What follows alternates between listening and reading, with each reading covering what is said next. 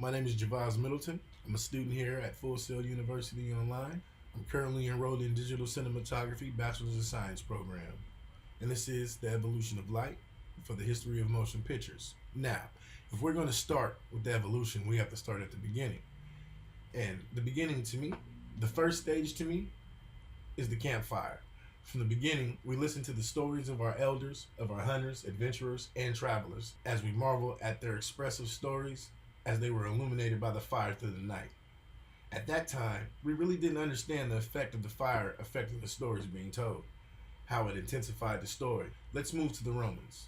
They were a well-known and sophisticated culture that was known for their love for art, sculptures, music, figure painting, and stage. Back then, the stages were lit with torches. Torches were used until the introduction of candles, which some say was invented by the Romans in 500 BC, but wasn't introduced until the late 1500s, around 1580, to both academic and theater courts in Italy. 1600 England used them in private theaters, and in the 1660s, the candle was reintroduced during the English Restoration.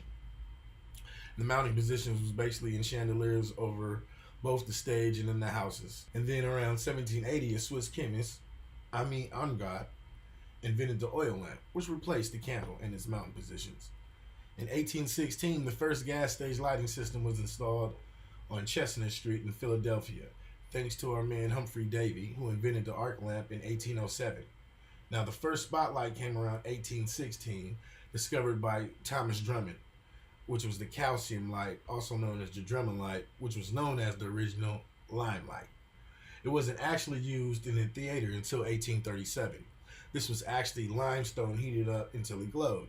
They directed the light with glass and lens. They actually used the light to light the whole stage, and it was much brighter and safer than the arc gas light.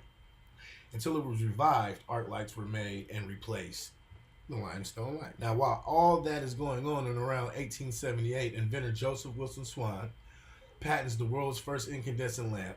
Then in 1879, Thomas Edison receives the American patent on the incandescent lamp, which stayed lit for longer periods of time and eventually replaced the arc lamp in the theater and the world.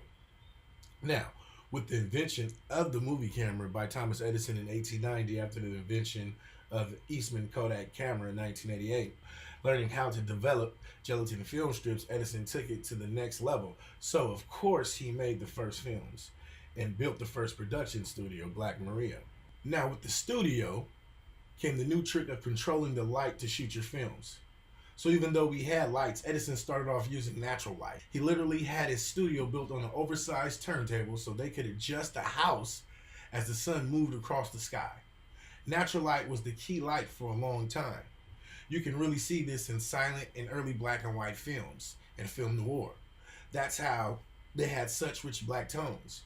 They filmed with the light hit, and they played on that a lot, as actors walked in and out of the shadows, showing parts of their face or body, or some character disappearing into the dark.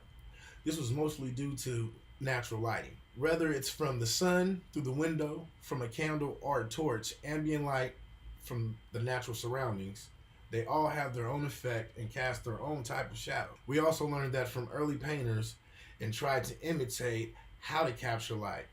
One of the most famous was Rembrandt, where one side of the face is in shadow and the other side is shown just enough, leaving a triangle of light underneath the opposite eye.